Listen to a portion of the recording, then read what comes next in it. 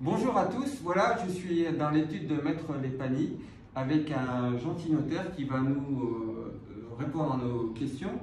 Et nous sommes le 26 novembre 2020. On est en pleine période de confinement, mais je lui remercie pour nous recevoir dans cette situation.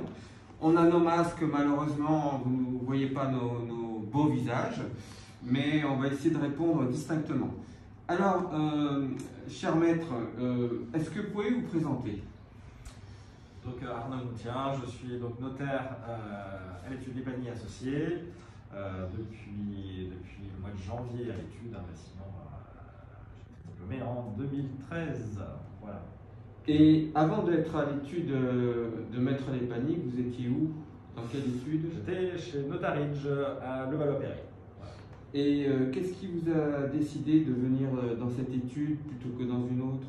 C'est un projet particulier à l'étude, voilà, et puis l'envie de développer certaines choses, tout simplement, avec de nouvelles opportunités. C'était un concours de circonstances, vous avez rencontré quelqu'un, etc. Alors, moi, je suis toujours étonné qu'il y a des gens qui choisissent un métier comme si c'était une vocation. Il y a les infirmières qui adorent faire leur métier, les plombiers, même les agents immobiliers. Mais vous, qu'est-ce qui a déclenché le fait que vous soyez passionné par le notariat plutôt qu'être avocat ou procureur, juge? Est-ce que vous pouvez nous expliquer? À la base, je voulais être chirurgien, donc effectivement, c'était pas ma vocation d'être notaire, mais sous l'influence familiale, je me suis inscrit à la fac de droit, tout simplement, et puis il se trouve que ça a été très intéressant et qu'il y a un côté scientifique dans le notariat et dans le droit en général, de toute façon, donc ça m'a plu et puis j'ai continué, tout simplement. Alors, Maître Arnaud Moutien, je voulais savoir surtout une histoire que quand vous faites vos études, vous avez plusieurs choix. Vous pouvez faire avocat, vous pouvez faire notaire, vous pouvez faire... Il y a eu un moment, il y a un petit déclenchement. C'était quoi cette histoire? Ah non, mais moi quand je me suis inscrit à la fac de droit en première année, c'était pour être notaire. De notaire, tout à fait. Sous l'influence de la famille. Sous l'influence de la famille, c'est ça. Et la famille, parce que c'est les papas, les mamans qui sont dans la même activité? Ils sont dans le droit, effectivement. D'accord. Alors, est-ce que vous aimez maintenant le fait, parce que vous avez découvert la vie professionnelle, le contact avec les gens, avec la hiérarchie dans une étude, qu'est-ce que vous préférez le plus dans le notariat?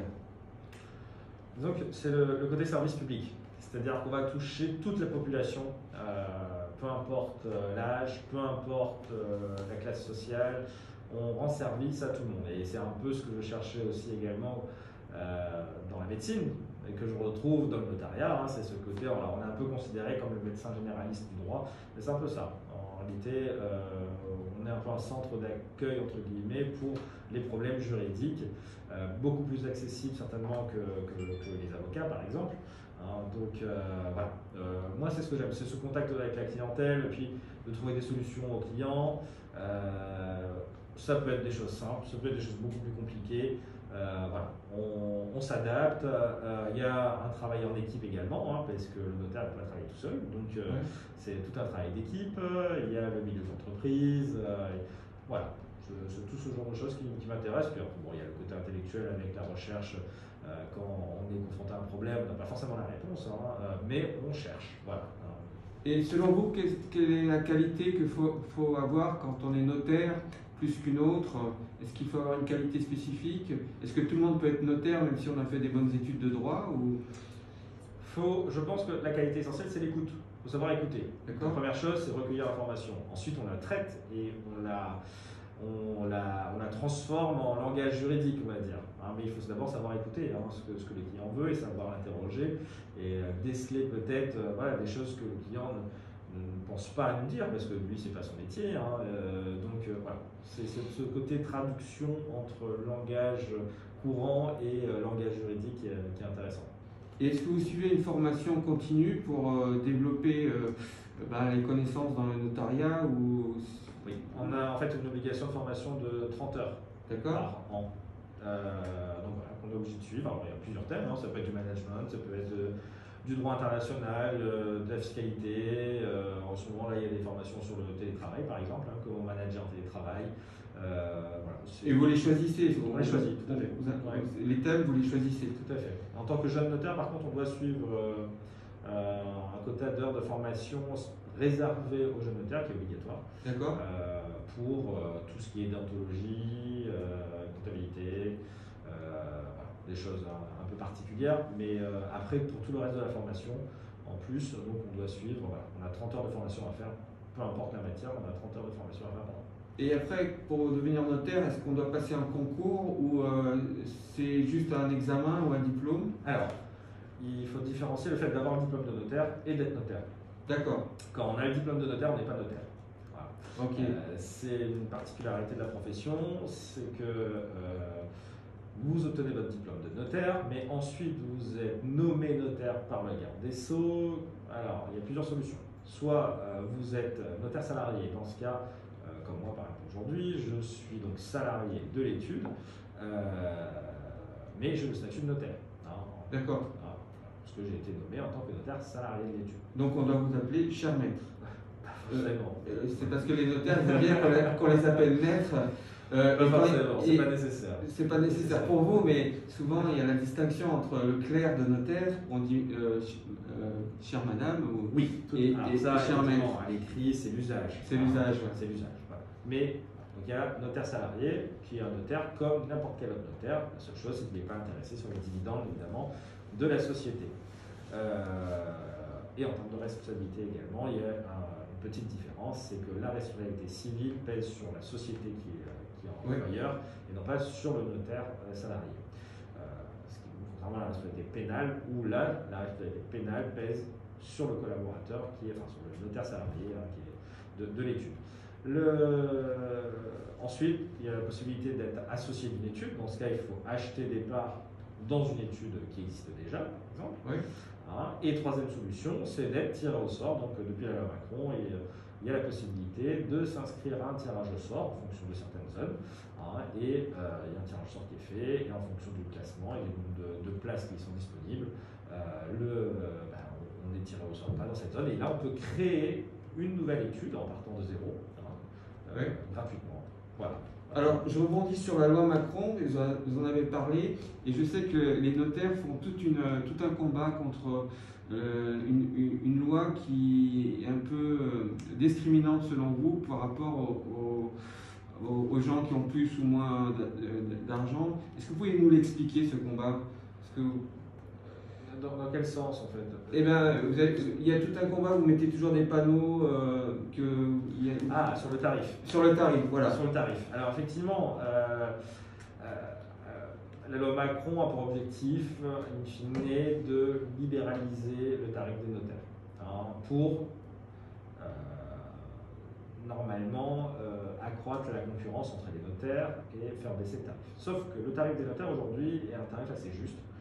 Puisque certains actes en fait ne sont pas du tout rémunérateurs pour l'étude, sont faits à perte, mais ce sont des actes essentiels dans la vie de tous les jours pour la population. Alors, je prends l'exemple d'un acte de notoriété, par exemple, dans le cadre d'une succession, le premier acte qui est fait pour déterminer qui sont les héritiers.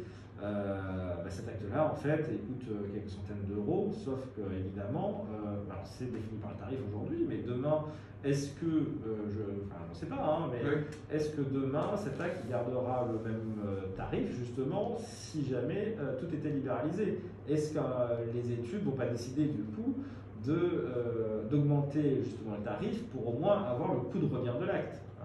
Je ne suis pas certain que ce soit une très bonne chose de libéraliser intégralement le tarif. Aujourd'hui, voilà, le tarif est à peu près juste, pour faire simple. Les actes avec des prix très élevés compensent les actes qui sont faits avec des prix moins élevés et qui sont en dessous du coût de revient. C'est une sorte de mutualisation. Exactement, c'est un ensemble de choses. Voilà. Et moi, je trouve ça assez juste, mais c'est comme mon avis. Donc vous allez gagner le combat, vous pensez? Je sais pas. C'est pas nous qui décidons, malheureusement. Alors, moi je suis agent immobilier depuis 25 ans dans ma belle ville de Nanterre. Et je voulais juste savoir, vous en tant que professionnel du droit pour aider les gens, moi aussi je suis professionnel pour aider les gens dans la négociation en fait.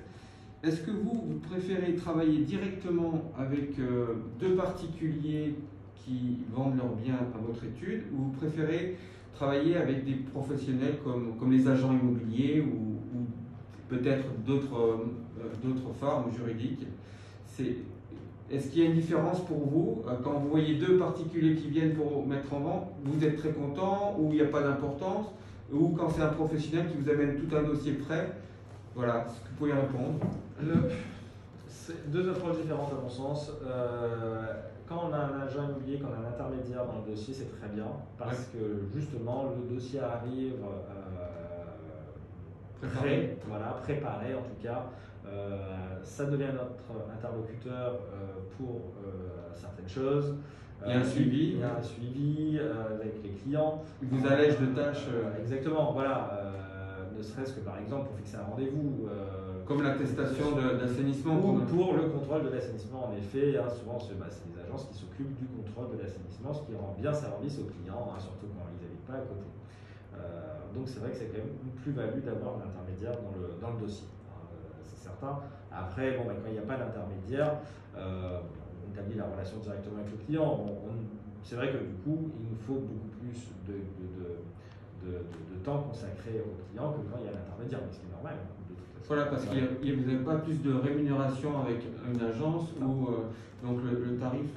Alors justement, cette rémunération, il y a souvent une confusion quand moi je vends, et je rétablis la vérité, c'est qu'il y a toujours des frais de notaire, dits de notaire, par exemple sur un prix de 100 000 euros, on rajoute 8,5%, et les particuliers pensent que vous allez toucher 8,5%.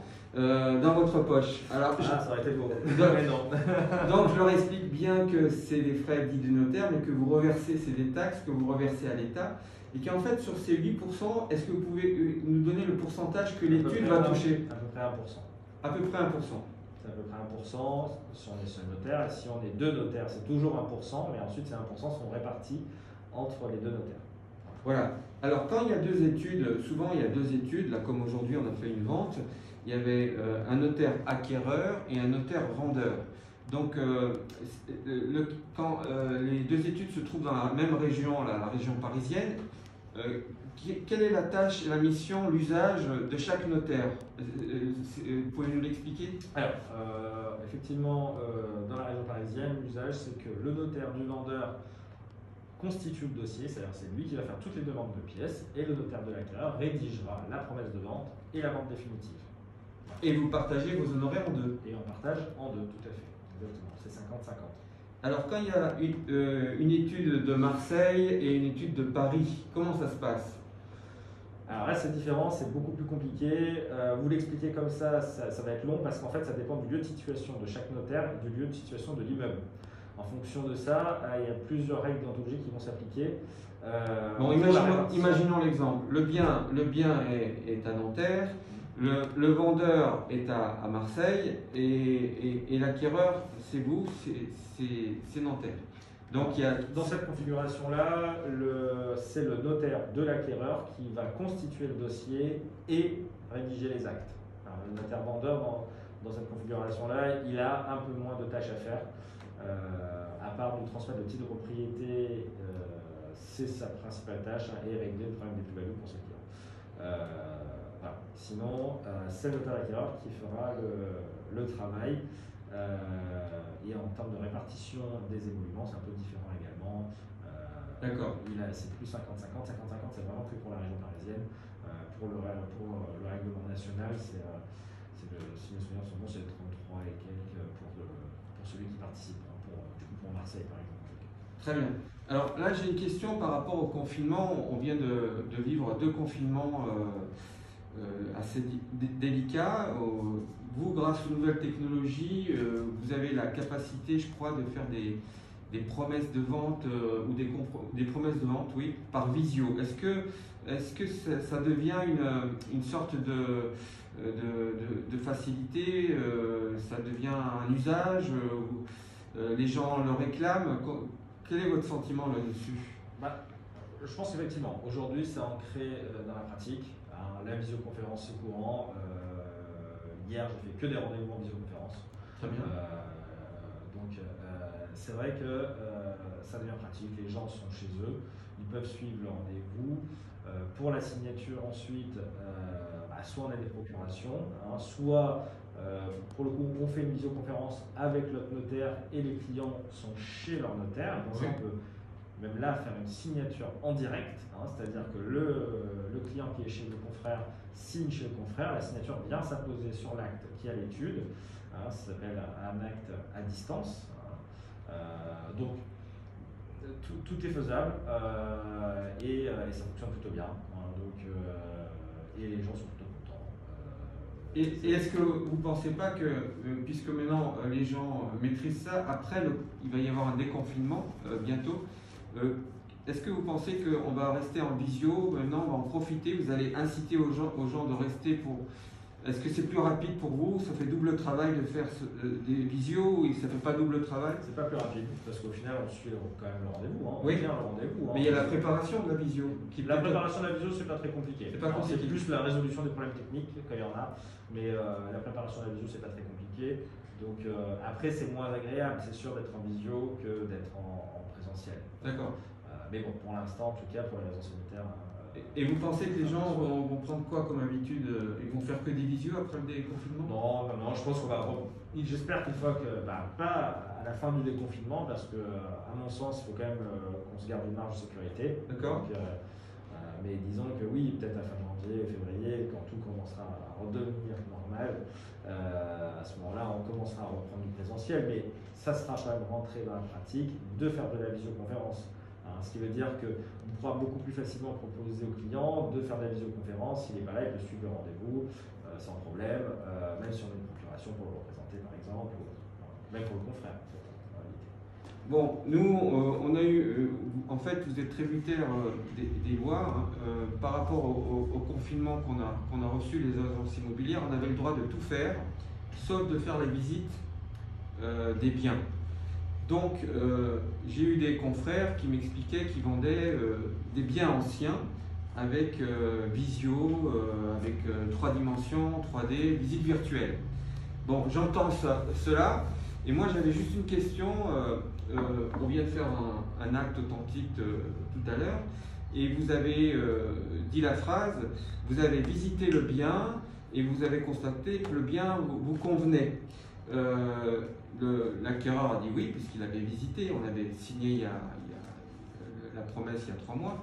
Donc, dans le cas qui s'est passé là, qui se passe, là, peut-être samedi, on va refaire des visites.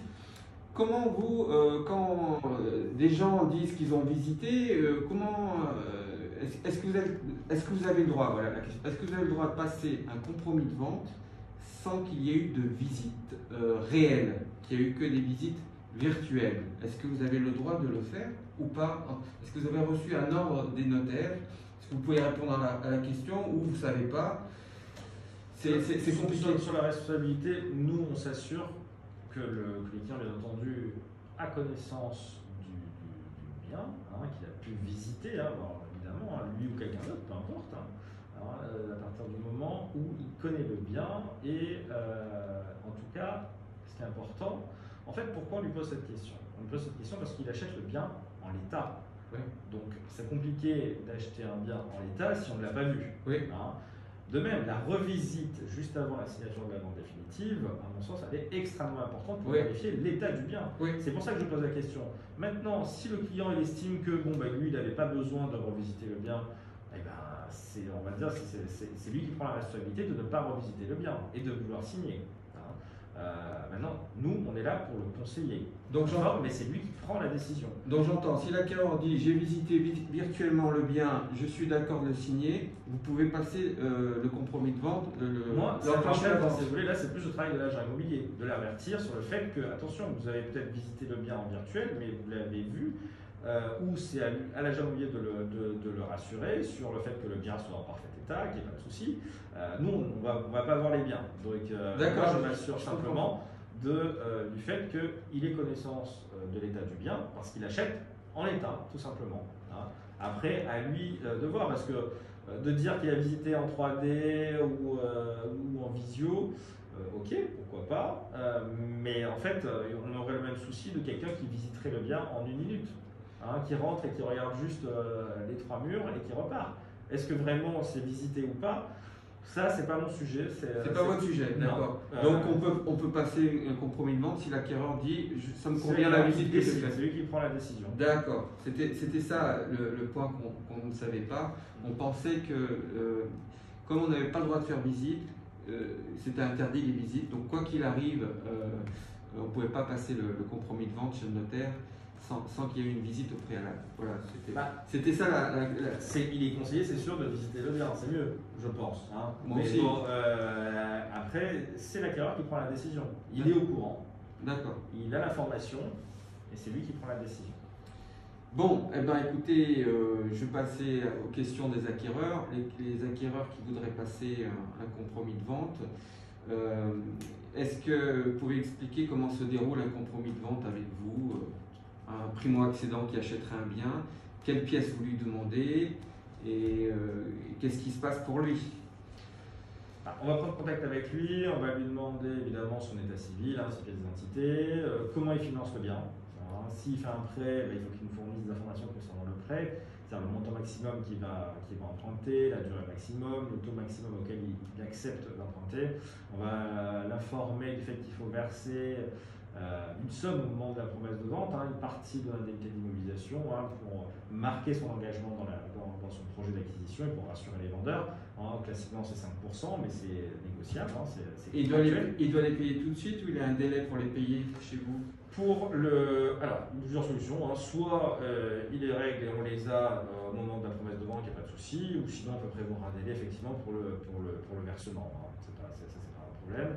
Tout est contractuel là-dedans, c'est la négociation, il faut juste que le vendeur soit d'accord. C'est tout. D'accord. Alors, quand vous voyez les agents immobiliers qui prennent des honoraires, des commissions, et par rapport au travail du notaire, est-ce que vous avez le sentiment que les notaires sont moins bien payés que les agences ou peu importe, ou c'est pas votre problème? C'est pas vraiment mon problème, chacun son métier. Voilà. Bon. Ben écoutez, comment vous envisagez l'avenir du notariat grâce aux nouvelles technologies? Est-ce que est-ce qu'il va y avoir des nouvelles habitudes? Ça va enclencher quelque chose ou chacun va rester dans son petit monde? Après, il y aura certainement de notariat à plusieurs vitesses. Il y aura celui qui aura pris le train du 4.0, celui qui sera un peu moins à l'aise avec ça, et puis celui qui sera réticent à s'accrocher à tout ça. Après, chacun gère son étude comme il veut, chacun exerce la profession comme il l'entend. Moi, j'espère juste que qu'on continue d'évoluer et qu'on continue de moderniser notre belle profession. Voilà. Et est-ce qu'un jour vous voudrez devenir agent immobilier? Non. Chacun son métier. D'accord. Écoutez, je pense qu'on a fait le tour d'horizon. Est-ce que vous avez des questions sur le travail d'une agence, plus ou moins, ou c'est pas... Non, je pense que pour moi c'est assez clair, donc ouais. j'ai pas de questions particulières. Moi, vraiment, c'est deux métiers différents. Vous faites un métier de négociation, vous êtes un intermédiaire, vous mettez en relation un vendeur et un acquéreur. Nous, on fait un tout autre métier. Ça n'a rien à voir. On travaille ensemble pour que la signature se passe bien, pour que surtout les clients aient toutes les informations. Parce que ça reste quand même le plus important, c'est d'informer les clients, de conseiller les clients. C'est pas tout de faire signer les actes, le plus important c'est le conseil. Et le conseil est gratuit? Et le conseil est gratuit chez le notaire, pour le moment en tout cas. D'accord. Parce qu'avec la libération du tarif, je ne suis pas certain non plus que les conseils restent gratuits. Voilà. Moi j'espère que ça restera gratuit. Donc vous prenez votre métier à cœur comme un service public pour rendre service. Comme un service public, c'est un service public. Voilà. On est représentant de la République française. Donc on est un service public. Le notaire représente la République française. Le sceau du notaire, en fait, c'est la représentation de la République. D'accord. On dit souvent que c'est la Marianne, mais c'est pas la Marianne, c'est la République. Donc c'est un service public. Alors c'est particulier parce que c'est une profession privée qui exerce un service public, oui. Mais ça reste un service public, donc ça doit être accessible à tous. Il n'y a pas de discrimination, et pour moi c'est vrai que le conseil doit être accessible à tous. Voilà. Bon, je pense que c'est le mot de la fin, ça vous convient? C'est parfait. Alors on vous dit au revoir. Merci. À bientôt pour Merci, peut-être Christophe. d'autres rendez-vous. Je remercie beaucoup Monsieur Arnaud Moutin, excellent notaire, qui aime bien les gens, qui a une bonne relation, qui détend. Et moi j'apprécie beaucoup de venir ici souvent. Voilà, allez, au revoir.